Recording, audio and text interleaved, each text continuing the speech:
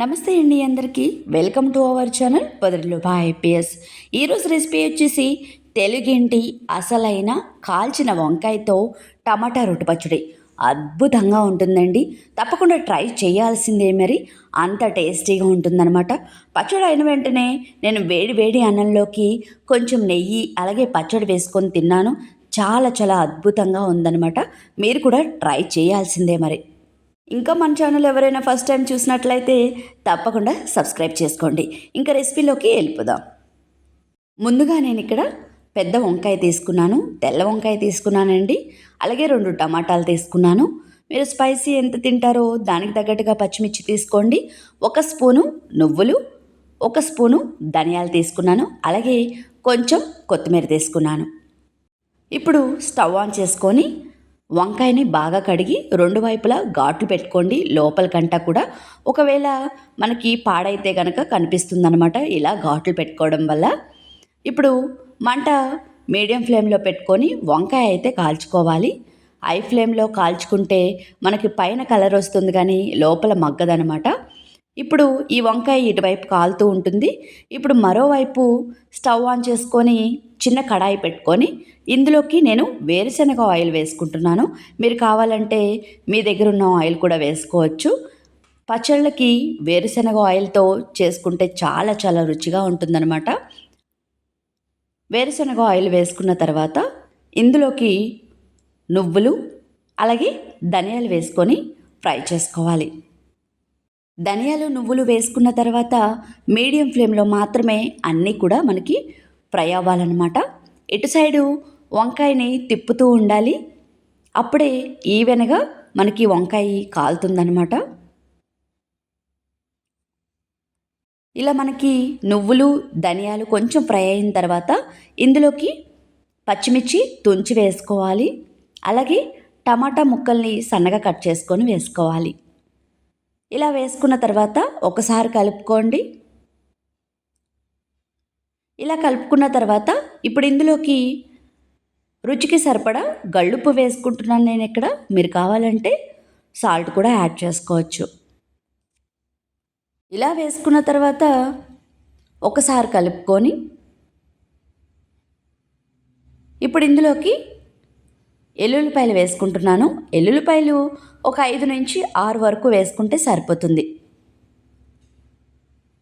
ఇలా వేసుకున్న తర్వాత ఒకసారి ఈ విధంగా కలుపుకోండి.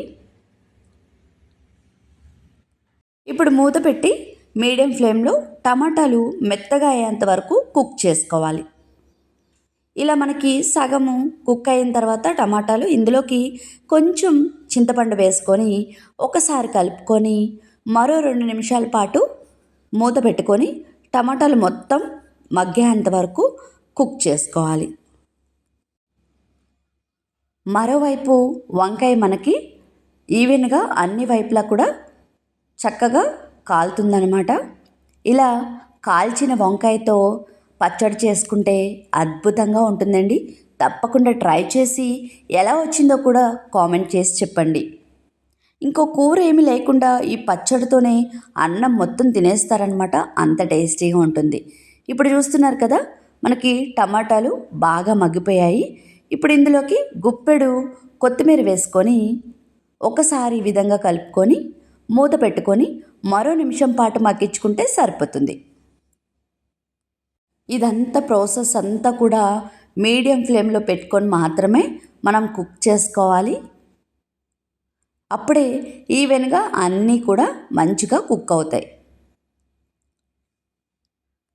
ఈ పచ్చడి అన్నంలోకి కాదండి, చపాతీలోకి రోటీలోకి కూడా అద్భుతంగా ఉంటుందన్నమాట. ఇప్పుడు మనకి వంకాయ కాలిందో లేదో ఒకసారి చెక్ చేసుకోవడానికి ఇలా చాక్ యూజ్ చేసుకోండి. మనకి వంకాయ ఈవెన్గా అన్ని వైపులా కూడా మంచిగా కాలిందనమాట. ఇప్పుడు దీన్ని చల్లారనివ్వాలి. ఇప్పుడు మనకి ఇక్కడ టమాటాలు పచ్చిమిర్చి కూడా చక్కగా మగ్గిపోయాయి. స్టవ్ ఆఫ్ చేసుకొని కొంచెం పసుపు వేసుకోండి. ఈ విధంగా పసుపు లేని వంటలు చేయకూడదు, అందుకని కొంచెం పసుపు వేసుకుంటే సరిపోతుంది. ఇదంతా కూడా మనకి చల్లారనివ్వాలి. చల్లారిన తర్వాత నేను ఇక్కడ రోట్లో చేసుకుంటున్నాను. మీరు కావాలంటే మిక్సీలో కూడా చేసుకోవచ్చు, కానీ రోట్లో చేసిన పచ్చళ్ళు అద్భుతంగా ఉంటాయి. ఇక్కడ నేను వంకాయకి మొత్తం తోలంతా కూడా తీసేసాను అనమాట. ఇంకా వేడిగానే ఉంది, పొగలొస్తున్నాయి చూస్తున్నారు కదా. మీరు కావాలంటే ఉల్లిపాయ ముక్కలను కూడా తీసుకోవచ్చు. ఇప్పుడు ముందుగా ఇందులోకి టమాటా పచ్చిమిర్చి గుజ్జునైతే ఇందులోకి వేసుకొని మెత్తగా మనం దంచుకోవాలి. ఇలా మెత్తగా దంచుకున్న తర్వాత ఇందులోకి ఇప్పుడు కాల్చిన వంకాయని తొడుము తీసుకొని ఇందులోకి వేసుకోవాలి. ఇలా వంకాయని కూడా వేసుకున్న తర్వాత దంచుకోవాలి రోట్లో. మనకి వంకాయ బాగా మగ్గిపోయింది కాబట్టి చాలా ఫాస్ట్గానే మనకి పచ్చడి అనేది అయిపోతుందన్నమాట. చూస్తున్నారు కదా వంకాయ ఎంత మెత్తగా మనకి మగ్గిపోయిందో, ఈ విధంగానే మగ్గాలండి. అందుకని వంకాయని కాల్చేటప్పుడు మీడియం ఫ్లేమ్లో పెట్టుకొని మాత్రమే ఈవెన్గా అన్ని వైపులా కాల్చుకోవాలి. మీకు ఒకవేళ ఉల్లిపాయలు కావాలి అంటే కనుక ఇదే స్టేజ్లో కొంచెం ఉల్లిపాయలు వేసుకొని మీరు ఒకసారి దంచుకుంటే సరిపోతుంది. నేనైతే సెపరేట్గా వేసుకుంటున్నాను. ఇప్పుడు పోపు కోసము స్టవ్ ఆన్ చేసుకొని అదే కడాయి పెట్టుకొని ఇందులోకి కూడా వేరుశనగ ఆయిల్ వేసుకుంటున్నాను. వేరుశనగ ఆయిల్తో పచ్చళ్ళు చాలా చాలా రుచిగా ఉంటాయి. ఇలా వేసుకున్న తర్వాత మనకి ఆయిల్ అనేది హీట్ అవ్వాలి. ఇలా హీట్ అయిన తర్వాత ఇందులోకి ఆవాలు, జీలకర్ర, అలాగే మినప్పప్పు కొంచెమే వేసుకుంటున్నాను. అలాగే తుంచిన 2 ఎండుమిర్చి, కొంచెం కరివేపాకు, అలాగే ఇంగువ, ఇవన్నీ కూడా వేసుకున్న తర్వాత బాగా కలుపుకోవాలి. ఈ పోపు అంతా కూడా మనకి మంచిగా ఫ్రై అవ్వాలండి. ఇలా ఫ్రై అవుతూ ఉన్నప్పుడు మంచి అరోమా వస్తుంది.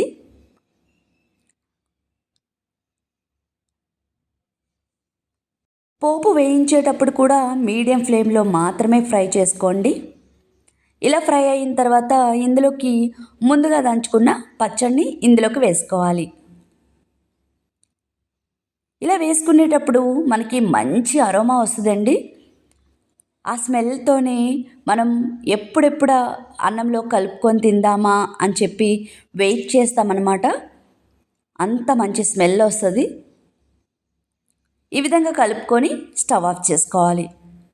అంతేనండి, ఎంతో టేస్టీగా ఉండే తెలుగింటి అసలైన కాల్చిన వంకాయతో టమాటా రోటి పచ్చడి మీరు కూడా తప్పకుండా ట్రై చేయండి, అస్సలు మిస్ అవ్వకండి.